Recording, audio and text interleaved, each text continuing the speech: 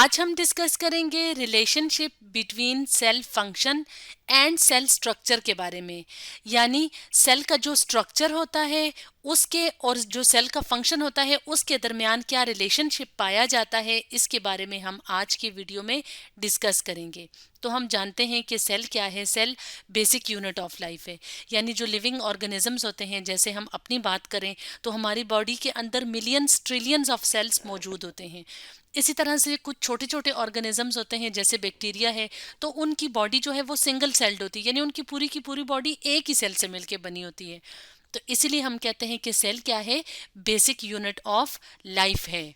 तो आज की वीडियो में हम देखेंगे कि किस तरह से जो सेल का स्ट्रक्चर होता है तो वो किस तरह से सपोर्ट करता है उस सेल के फंक्शन को। यानी मुख्तलिफ जो सेल्स होते हैं उनके मुख्तलिफ स्ट्रक्चर्स होते हैं, जिसकी वजह से वो मुख्तलिफ फंक्शंस परफॉर्म करते हैं।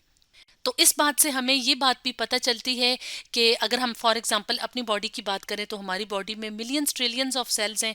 तो सेल्स जो हैं वो एक दूसरे से मुख्तलिफ होंगे क्योंकि उन्होंने मुख्तलिफ काम करने हैं। तो किस किस तरह से सेल्स एक दूसरे से मुख्तलिफ हो सकते हैं, तो आज की वीडियो में हम ये डिटेल से डिस्कस करेंगे कि उस मुख्तलिफ होने की वजह से फिर उनके जो फंक्शंस हैं तो वो डिफरेंट होते हैं, और वो जो सेल होता है वो उसके वही स्पेसिफिक फंक्शन करता है, जिसकी वजह से हम कहते हैं कि सेल के स्ट्रक्चर और सेल के फंक्शन में एक रिलेशनशिप पाया जाता है।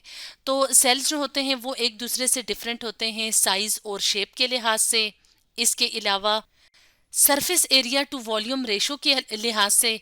तो अगर हम साइज और शेप की बात करें तो हो सकता है कुछ सेल्स जो हैं वो शेप में राउंड हों, कुछ एलोंगेटेड हों, क्योंकि उन्होंने डिफरेंट जो है वो फंक्शंस परफॉर्म करने होते हैं।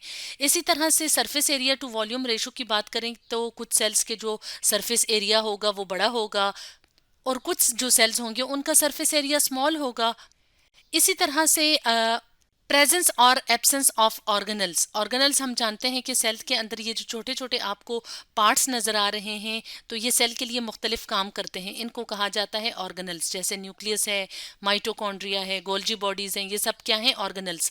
तो उस सेल के फंक्शन के लिहाज से हो सकता है कि उसके अंदर कुछ ख़ास ऑर्गेनल्स मौजूद हों, और जो दूसरे सेल हों वहाँ पे उस ऑर्गेनल की ज़रूरत ना हो तो वो वहाँ पे मौजूद ना हो। तो अब हम वन बाय वन करके इन सारे पॉइंट्स को डिस्कस करेंगे। सबसे पहले हम बात करते हैं साइज और शेप की। तो इसमें हम एग्जांपल लेंगे ब्लड की। जैसे यहाँ पे इस डायग्राम में ब्लड वेसल यानी खून की नाली दिखाई हुई है, जिसमें आपको मुख्तलिफ जो हैं वो ब्लड सेल्स नज़र आ रहे हैं। हम जानते हैं हमारे सेल के अंदर हमारे ब्लड के अंदर जो है वो रेड ब्लड सेल्स भी मौजूद होते हैं, वाइट ब्लड सेल्स भी मौजूद होते हैं, और प्लेटलेट्स भी होते हैं। तो हमारे ब्लड का काम होता है पूरी बॉडी के अंदर जो है वो ऑक्सीजन को सप्लाई करना और न्यूट्रिएंट्स को सप्लाई करना। तो हमारे ब्लड के अंदर जो रेड ब्लड सेल्स होते हैं, असल में ऑक्सीजन कैरियंग सेल्स ये वाले होते हैं, यानी जो रेड ब्लड सेल्स होते हैं।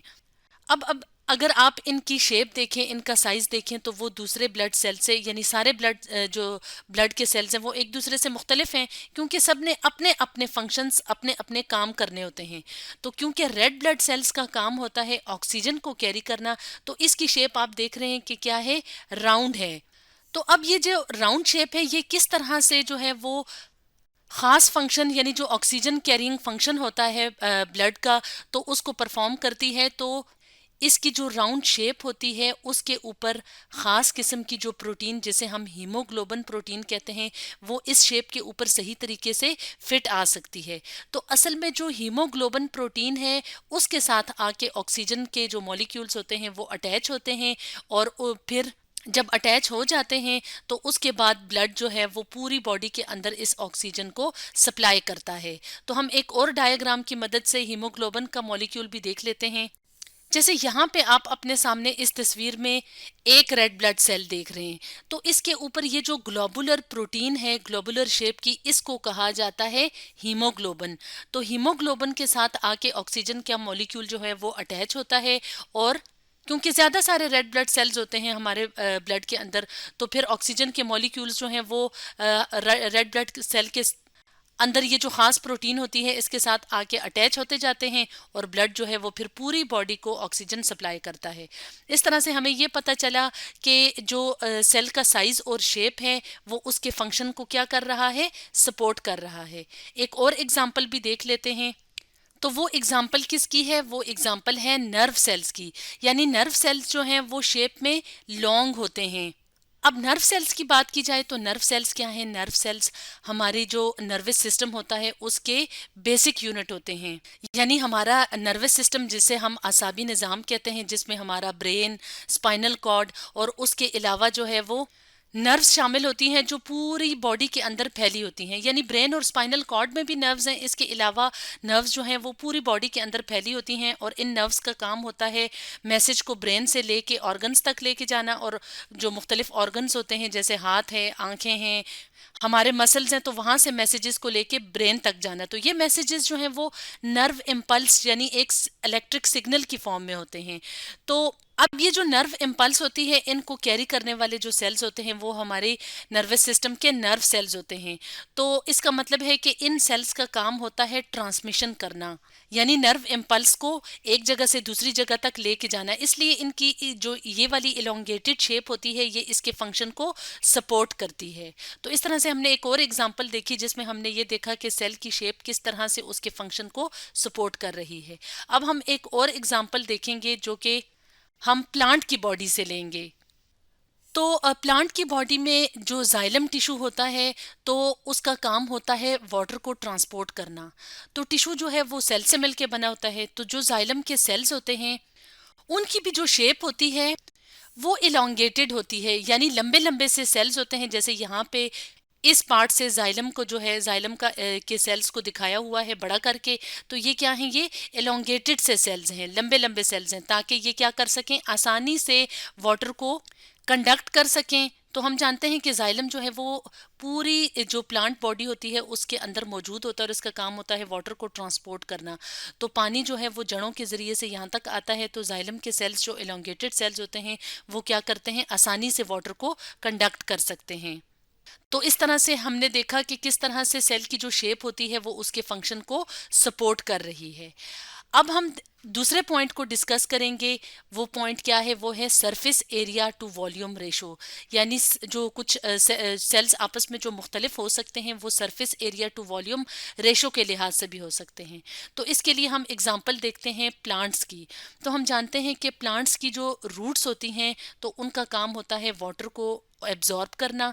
और इन रूट्स के ऊपर भी छोटे छोटे से हेयर लाइक स्ट्रक्चर्स होते हैं जिनको रूट हेयर्स कहा जाता है। जैसे यहाँ पे आप रूट हेयर्स को देख रहे हैं तो इनको बड़ा करके दिखाया हुआ है। अब इन रूट हेयर्स, जैसे यहाँ पे रूट हेयर एक सेल है, ये दूसरा सेल है, ये तीसरा। तो इनका जो हर सेल का जो सरफेस एरिया होता है वो ज़्यादा होता है। तो जब किसी चीज़ का सरफेस एरिया ज़्यादा होता है तो उसका जो तो इनका जो वॉल्यूम होगा वो स्मॉल होगा। तो इस तरह से जो रूट हेयर्स होते हैं उनका काम ही जमीन में मौजूद वाटर और उसके साथ साथ जो सॉल्ट्स होते हैं उनको एब्जॉर्ब करना होता है। इसलिए जो रूट हेयर्स का सरफेस एरिया होता है वो ज्यादा होता है, ताकि ज्यादा से ज्यादा पानी और नमक या जो नमकियात होती हैं जमीन में उनको ये जज्ब कर सके। तो इस तरह से कुछ सेल्स जो होते हैं उनका surface area to volume ratio small होगा, कुछ का जो है वो कुछ सेल्स का जो सरफेस एरिया है वो स्मॉल होगा, कुछ सेल्स का सरफेस एरिया लार्ज होगा। तो रूट हेयर्स में जो लार्ज सरफेस एरिया होता है वो उसके फंक्शन को क्या कर रहा है? सपोर्ट कर रहा है। इसी तरह से हम लास्ट पॉइंट की तरफ बढ़ते हैं और वो क्या है? वो है प्रेजेंस और एब्सेंस ऑफ ऑर्गेनल्स। यानी कुछ सेल्स जो होते हैं उनमें ख़ास ऑर्गेनल्स मौजूद होती हैं ताकि वो ऑर्गेनल्स जो हैं वो ख़ास फंक्शन परफॉर्म कर सकें। जबकि कुछ सेल्स में जिन ऑर्गेनल्स की ज़रूरत नहीं होती या उन्होंने उस सेल में वो फंक्शन नहीं करना होता तो वो वहाँ पे एब्सेंट होती हैं। जैसे कि जो फोटोसिंथेटिक सेल्स होते हैं, फोटोसिंथेटिक सेल्स हम जानते हैं प्लांट्स के अंदर जो ग्रीन पार्ट्स होते हैं तो उनका काम होता है फोटोसिंथेसिस का प्रोसेस करना। तो अब ये जो हमें ग्रीन कलर के पार्ट्स नजर आते हैं प्लांट्स में, ज्यादातर ग्रीन जो होते हैं वो कौन सा पार्ट होते हैं? प्लांट का पत्ते होते हैं। तो इनके अंदर खास किस्म की ऑर्गेनल्स मौजूद होती हैं जिनको कहा जाता है क्लोरोप्लास्ट। जैसे यहाँ पे इस पत्ते के अंदर इस छोटे से पार्ट को बड़ा करके दिखाया हुआ है। तो इनके जो सेल्स होंगे प्लांट्स के तो इनमें ज़्यादा से ज़्यादा क्लोरोप्लास्ट मौजूद होंगे। तो क्लोरोप्लास्ट के अंदर ख़ास किस्म का ग्रीन कलर का पिगमेंट होता है जिसकी वजह से हमें पौधों का कलर ग्रीन नज़र आता है। तो असल में जो फोटोसिंथेसिस का प्रोसेस होता है वो इस ऑर्गेनल के अंदर होता है। तो हम जानते हैं कि जो फोटोसिंथेसिस का प्रोसेस होता है वो एनिमल्स में भी नहीं होता और ह्यूमन बीइंग्स में भी नहीं होता। तो इसका मतलब है कि एनिमल्स और ह्यूमन बीइंग्स में ये वाली ऑर्गेनल मौजूद नहीं होगी। तो प्लांट्स का काम ही जो है वो फोटोसिंथेसिस करना होता है। तो इसका मतलब है कि प्लांट सेल्स के अंदर क्लोरोप्लास्ट यानी जो ऑर्गेनल है क्लोरोप्लास्ट वो मौजूद होंगी। इसी तरह से हम एक और एग्जांपल लेते हैं और वो एग्जांपल हम एनिमल सेल्स की लेंगे या अपनी ह्यूमन बॉडी की लेंगे। तो हमारी बॉडी में जो सिक्रीटिंग सेल्स होते हैं यानी वो सेल्स जिनका काम होता है ख़ास किस्म की प्रोटीन्स बनाना, ख़ास किस्म के केमिकल्स बनाना या ख़ास सब्सटेंसेस रिलीज़ करना, तो ख़ास तौर पे उन सेल्स में गोल्जी बॉडीज़ भी ज़्यादा होंगी और एंडोप्लाज्मिक रेटिकुलम भी ज़्यादा होंगे। तो गोल्जी बॉडीज़ और एंडोप्लाज्मिक रेटिकुलम क्या हैं? सेल ऑर्गेनल्स हैं। जैसे यहाँ पे आप अपने सामने इस डायग्राम में एक सेल देख रहे हैं, यानी एक एनिमल सेल है जिसमें कि आप एंडोप्लाज्मिक रेटिकुलम को देख रहे हैं और ये कौन सी ऑर्गेनल है? Golgi bodies. तो मुख्तलिफ तरह की जो प्रोटीन्स होती हैं वो सिंथेसाइज होती हैं एंडोप्लाज्मिक रेटिकुलम के अंदर। उसके बाद ये ट्रेवल करती हुई यहाँ गोल्जी बॉडीज़ के अंदर आती हैं। तो गोल्जी बॉडीज़ क्या करती हैं? इन प्रोटीन्स को पैकेज करके जहाँ जहाँ इन प्रोटीन्स की ज़रूरत होती है तो उनको ट्रांसपोर्ट कर देती है। तो इसका मतलब है कि हमारी बॉडी के या एनिमल बॉडी के वो सेल्स जिनका काम सिक्रीशन करना होता है तो उसमें ज़्यादा से ज़्यादा एंडोप्लाज्मिक रेटिकुलम और ज़्यादा से ज़्यादा गोल्जी बॉडीज़ पाई जाती हैं। तो इस तरह से प्रेजेंस या एब्सेंस जो होती है ऑर्गेनल्स की वो भी उस सेल के फंक्शन को क्या करती है? सपोर्ट करती है। तो स्टूडेंट्स, आज हमने डिस्कस किया relationship between cell function and cell structure के बारे में।